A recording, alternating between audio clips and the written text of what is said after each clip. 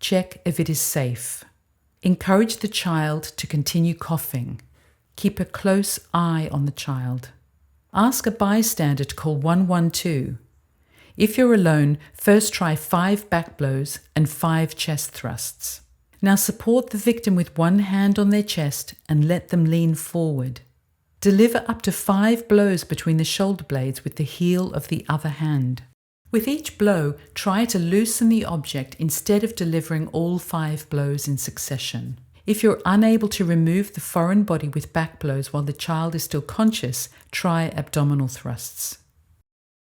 Stand behind the child, encircling the body with your arms and let the child lean forward. Make a fist and place it between the chest and the belly button. Grasp your fist with your other hand and pull your hands sharply in towards you, being careful not to put pressure on the sternum. Try to get the object loose with each blow instead of giving 5 blows in a row. If the airway obstruction has not been relieved and 112 is not called, call 112. Keep alternating back blows and abdominal thrusts. If the child loses consciousness, start CPR immediately. Start with 5 breaths.